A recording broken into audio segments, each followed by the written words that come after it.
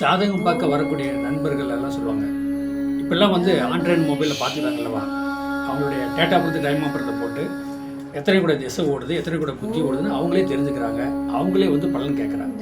அப்போ ஒரு நபர் வந்தார், ஐயா எனக்கு வந்து 8 குடையின் திசை ஓடுதுங்க ஐயா, ஏதாவது விபத்து கண்டம், ஏதாவது ஆயில் பங்கமாகுமா அப்படின்னு சொல்லி கேட்குறாங்க. அப்போ மக்கள் எவ்வளோ தெளிவாக இருக்கிறாங்க பாருங்கள். நமக்கு ஆயில் பங்கமாயிருமா, நம்ம இறந்துருவோமா, நமக்கு விபத்து கொண்டு நடந்துருமா அப்படின்னு மக்கள் தெளிவாக அவங்களுடைய சாதகத்தை பார்க்க தெரிஞ்சுக்கிட்டாங்க. எப்படி பார்க்க தெரிஞ்சுட்டாங்க? இப்போ தான் சாஃப்ட்வேரில் போகிறாங்க. அவங்க ஆண்ட்ராய்டு மொபைலில் சாஃப்ட்வேரில் டேட்டா பொறுத்து டைம் பொறுத்து போட்டால் அந்த லக்கணத்துக்கு எத்தனை கூட திசை ஓடுது அப்படிங்கிறத கணக்கில் வருமல்லவா. அப்போ எத்தனை கூட திசை ஓடுது, எத்தனை கூட புத்தி ஓடுது, ராசி எங்கே இருக்குது லக்கணத்துக்கு, நட்சத்திரம் என்ன, எல்லாமே அவங்க தெரிஞ்சுக்கிறாங்க. இப்போ தெரிஞ்சுக்கிட்டாங்க பலன். இப்போ சாதகம், எங்களோட சாதகம் பார்க்க வர பெரும்பாலும் பார்த்தீங்கன்னா, ஐயா எனக்கு இத்தனை கூட திசை ஓடுது, இத்தனை கூட புத்தி ஓடுது, என்ன நடக்கும் நடக்காது அப்படிங்கிறதான் தெளிவாக வந்து கேட்குறாங்க. என்ன எப்படி கேள்வி கேட்குறாங்க பாருங்களேன். எனக்கு 8 கூட திசை நடக்குது, விபத்து கண்டம் நடக்குமா, எனக்கு ஆயில் எதுவும் பங்கமாகுமா, எனக்கு கொஞ்சம் பயமாகவே இருக்குயா அப்படி சொல்லி அவங்க திசை புத்தியை தெரிஞ்சுக்கிட்டு வந்து என்கிட்ட கேள்வி கேட்குறாங்க. இதெல்லாம் ஆச்சரியமான விஷயம் அல்லவா. மக்கள் இந்த கலியுகத்தில் எவ்வளோ தெளிவாக இருக்கிறாங்க பாரு. திசை புத்தியை தெரிஞ்சுக்கிட்டு சாதகம் பார்க்க வர்றாங்க. நல்ல திசைனா போய் வரமாட்டாங்களாட்டு போது 8 குடைய திசைனால தான் வர்றாங்க அப்படிங்கிற ஒரு கணக்கு. அப்போ இந்த 8 குடைய திசை ஓடுதுன்னு ஒரு பயப்படுறாங்க, 8 குடைய திசை ஓடுதுன்னு சில பேர் கேட்குறாங்க என்கிட்ட. சரி 3/6 8 பண்ண திசை ஓடுனா என்னங்க, இதில் என்ன லாபம், எனக்கு பிரச்சனை சிக்கல் வருமா அப்படின்னு சொல்லி கேள்வி கேட்குறாங்க. பயப்பட வேண்டிய அவசியம் கிடையாது. உங்களுக்கு 8 குடைய திசை ஓடுது, 3/6 8 12 திசை ஓடுது அப்படிங்கிற பயப்பட வேண்டியது கிடையாது. 8 குடை 3 6 8 12 இந்த மாதிரி திசை ஓடுதுன்னா 5 குடையவோ 9 குடையவே அந்த திசைநாதனை பார்த்தா எந்த தொந்தரவும் வராதுங்க. பயப்பட வேண்டிய அவசியமே கிடையாது. உங்களுக்கு அப்போ தான் ரெட்டிப்பு பலன் கொடுப்பாங்க. அப்போ உங்கள் லக்கணத்துக்கு 5க்கும் 9 குடையவன் லக்கணாதிபதியோ அந்த 8க்கும் 3 6 8 12 குடையவனை திசை ஓடும் போது அவங்க இவங்க பார்த்துருந்தாங்கன்னு வச்சுக்க, இவங்க ஆட்சி உச்சம் பெற்று பார்த்தாங்கன்னா அதை முறியடிச்சிருவாங்க. ஐயா இந்த சாதகத்தில் பார்த்தீங்கன்னா 9 நவக்கிரகம் நல்ல கிரகம் அல்ல, 9 நவக்கிரகம் சரியில்லாத கிரகம் அல்ல. உங்களுக்கு 8 குடைய திசை ஓடுதுன்னு நீங்கள் பயப்பட வேண்டிய அவசியம் கிடையாது.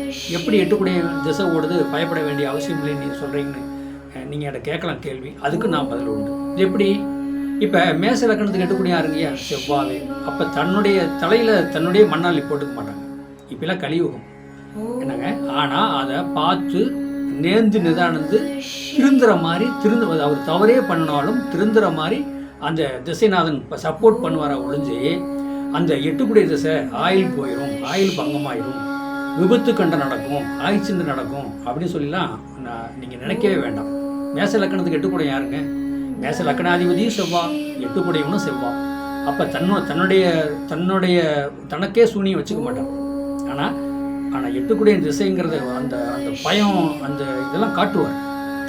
பெரிய ஒரு பிரச்சனை வர மாதிரி ஆயிடுச்சுனாரு மாதிரி வரும். ஆனால் அப்படி அது ஒரு சாதாரண ஒரு பயத்தை கொடுத்து விளையும்.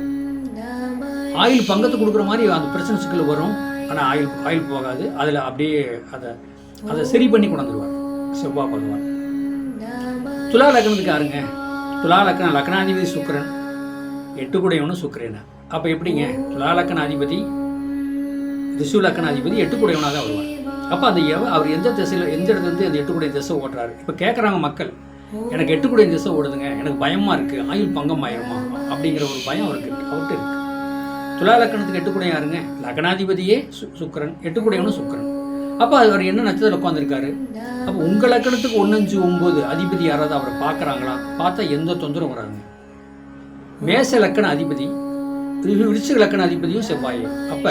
அப்போ மேச லக்கண அதிபதி 8 குடையும் திசை ஓடுறாரு. அப்போ 8 குடையும் எங்கே உட்காந்து திசை ஓடுறாரு?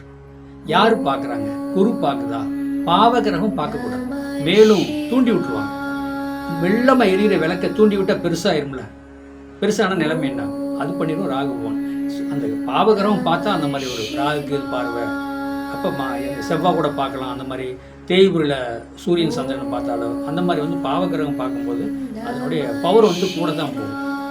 அதே உங்கள் லக்கணாதிபதியும் 5 குடையவனும் 9 குடையும் பார்த்தான்னு வச்சுக்கோங்க, அந்த எவ்வளோ ஒரு தாக்கம் தெளிவாக வருதோ, பெருசு அளவுக்கு வருதோ, அந்த பெருசு அளவுக்கு வராத அளவுக்கு அந்த பிரபஞ்சம் பஞ்சபூத நவக்கிரகம் பண்ணும். 9 நவக்கிரகம் நல்ல கிரகம் அல்ல, 9 நவக்கிரகம் கெட்ட நவக்கிரகம்.